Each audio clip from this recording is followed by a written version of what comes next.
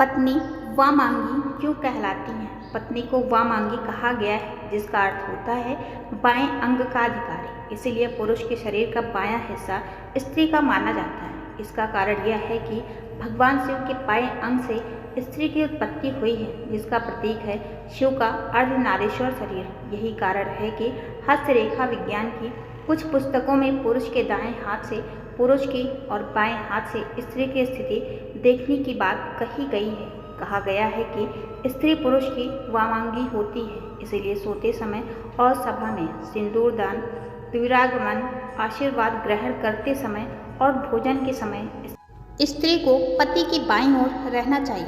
इससे शुभ फल की प्राप्ति होती है। वामांगी होने के बावजूद भी कुछ कामों में स्त्री को दाईं ओर रहने की बात शास्त्र कहता है। शास्त्रों में बताया गया है कि कन्यादान, विवाह, यज्ञ कर्म, जात कर्म, नामकरण और अन्नप्राशन के समय पत्नी को पति के दाईं ओर बैठना चाहिए। पत्नी के पति के दाएं या बाएं बैठने संबंधी इस मान्यता के पीछे तर्क यह है कि जो कर्म सांसारिक होते हैं उसमें पत्नी पति के बाईं ओर बैठती है, क्योंकि यह कर्म स्त्री प्रधान कर्म माने जाते हैं। यज्ञ, कन्यादान, विवाह, यह सभी काम पारलौकिक माने जाते हैं और इन्हें पुरुष प्रधान माना गया है। इसलिए इन कर्मों में पत्नी की दाईं ओर बैठने के नियम हैं। सनातन धर्म में पत्नी को पति की वामांगी कहा गया है, यानी कि पति के शरीर का बायां हिस्सा। इसके अलावा पत्नी को पति की अर्धांगिनी भी कहा जाता है, जिसका अर्थ है पत्नी पति के शरीर का आधा अंग होती है। दोनों शब्दों का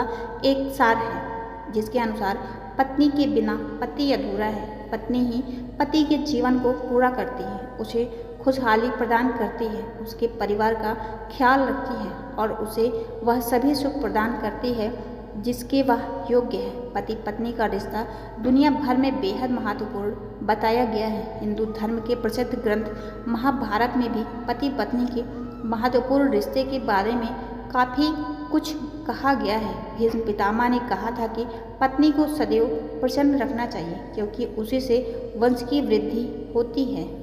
वह घर की लक्ष्मी है और यदि लक्ष्मी प्रसन्न होगी तभी घर में खुशियां आएंगी। इसके अलावा भी अनेक धार्मिक ग्रंथों में पत्नी के गुणों के बारे में विस्तार पूर्वक बताया गया है। आज आपको गरुड़ पुराण, जिसे लोक प्रचलित भाषा में गृहस्थों के कल्याण की पुराण भी कहा गया है, उसमें उल्लिखित पत्नी के कुछ गुणों की संक्षिप्त व्याख्या करेंगे। गरुड़ पुराण में पत्नी के जिन गुणों के बारे में बताया गया है, उसके अनुसार जिस व्यक्ति की पत्नी में ये गुण हों उसे स्वयं को भाग्यशाली समझना चाहिए। कहते हैं कि पति के सुख के मामले में देवराज इंद्र अति भाग्यशाली थे। इसीलिए गरुड़ पुराण के तथ्य यही कहते हैं, सा भार्या या गृह दक्षा, सा भार्या या प्रियंवदा, सा भार्या या प्रतिप्राणा, सा भार्या या प्रतिव्रता।